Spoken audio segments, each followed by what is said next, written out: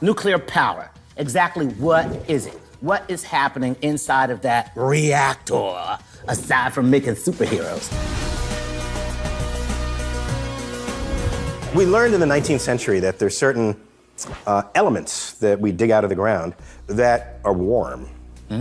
Okay. When there's no other source of heat Right. going on. So we said, what's going on there? And through the works of Marie Curie and other sort of early Henri Becquerel, and there's some physicists way back then who were the leaders in trying to figure out what these properties are. And they ended up calling it radioactivity. Radioactivity. Right. And so when something's radioactive, what it means is there are unstable elements in that substance. Okay. And if it's unstable, it means they're actively becoming something else. If you have a heavy element and it naturally then becomes a slightly lighter element, Right. it will give off energy. Energy. Yeah, and it'll manifest as heat in that object. Okay. Turn of the century, like 1800s to 1900s, people started wondering, well, how much energy is it? Then Einstein writes down E equals mc squared, equating mass and energy. So if you're getting energy out of the atom, where's it coming from? It must be losing mass. Right. We were pretty sure you can get energy out of the atom. But we had to sort of develop the physics of that, and quantum physics had to come forward. That was in the 1920s. Quantum physics is the physics of the small, atoms, molecules, that sort of thing. Once that was put into place, oh my gosh. We got something. We got something Got here. something. We got something here. And what do you find out? For example, uranium, Okay. you can send a neutron. What's the charge on a neutron? Should be nothing, right? It's nothing. Right. That's where you get the bar joke.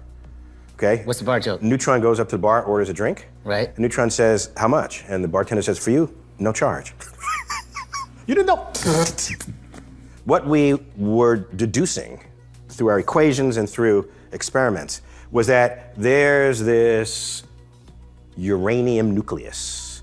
If you hit it with a neutron, and how can you just send a neutron in there? It's got no charge. Neutrons go right through the front door of anything. There's no electrical repulsion or attraction to it. It'll just, I want to go here, I'll go there. I want to go here, I'll go there. Right. It marches through the front door of the nucleus of the atom. All access pass, baby. All access, I'm a backstage. neutron. I come in the front, back, side, top, or bottom. Any door you want. Okay, so it comes in, if it has enough energy, it can break the uranium atom nucleus into two pieces. And we're pretty sure we knew at the time what two pieces it would be. It would be two other elements. And it would release two neutrons.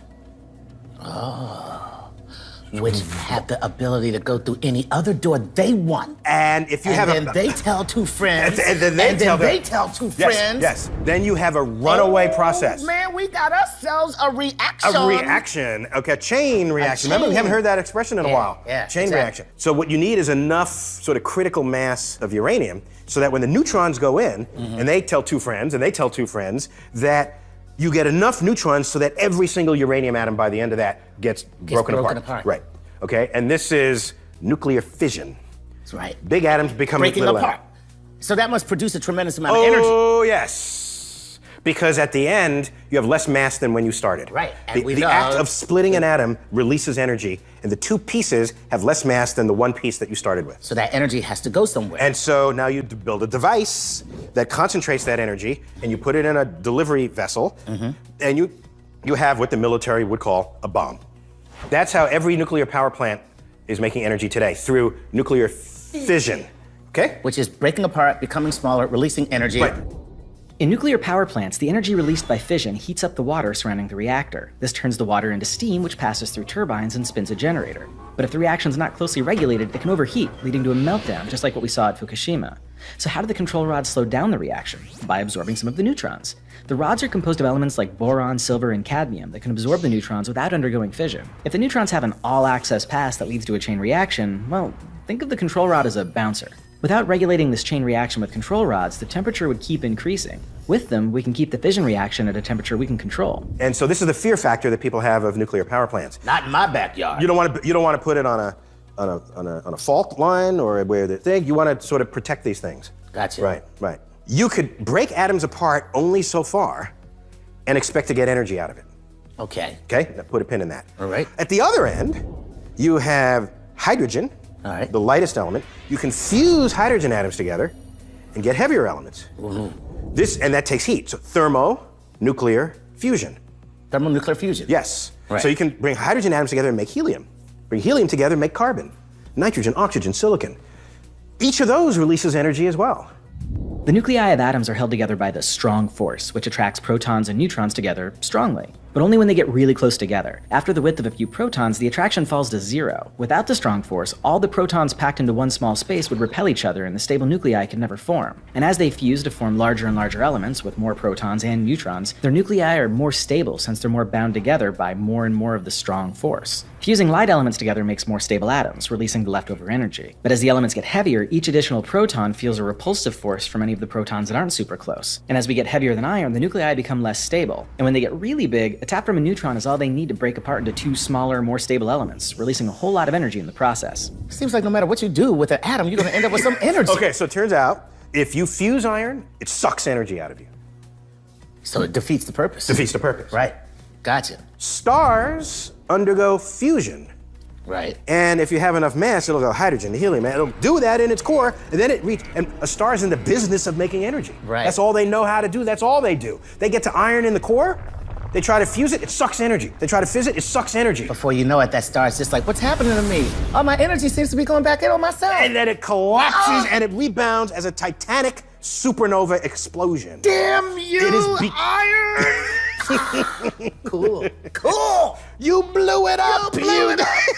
You did it! Iron is this magic place on the periodic table of elements that is the boundary. That's it. Between fission, Fission and and fusion. fusion. Yeah. Wow. Yeah, last point. Go ahead. Ready? Go ahead. I saw a bumper sticker that said no nukes, No nukes. and the O in the no was the sun. Oh no. I said, no, you got that wrong. The sun is all about nukes. Oh, that's all it is. That's all it's Just ever one done. big giant reactor. That's what that is. Yeah, we need that. We need yeah, there you go. Obviously, they want promote solar energy, but Yeah. just in the geek analysis Right. says Wrong choice Right, of representation. iconography. Look at that. Turns out things didn't get as hectic as I thought they would. Maybe instead of blowing up our world, nuclear power can actually save it. After all, Springfield's still around. that's your evidence. There you go, that's my evidence. Hey, if you're interested in learning more about nuclear energy, fusion, fission, and how our sun works, no nukes, do yourself a favor and spend some time with Brilliant. Go further into the world of nuclear energy, not just by watching us, but also by doing stuff. This well-curated sequence of problems guides you step by step and helps you better understand what we just discussed. Tell us how you did, okay? Whether you want to talk nonstop about uranium, or if you consider yourself a professional or a lifelong learner, Brilliant helps you figure out concepts in math, science, engineering, and solving fun and challenging problems. All this helps you think like a scientist through guided course material. You can sign up for free to get access to weekly challenges, and as a bonus to Star Talk viewers, the first 78 that go to brilliant.org/Star Talk will get 20% off the annual subscription. 78? It's my actual age. Tell us how you did, okay? If you want to see more videos from Star Talk, tap the subscription and click the little bell button to get notifications every time we upload a video. And if you dug us, give us a like and comment with your scientific questions. I like you. Oh, see, look at that. It's already happening. first like. I got the first like. Okay. It just happened. All right, I'm here to say thank you for joining us, and you're here to remind them to do what? To keep looking up.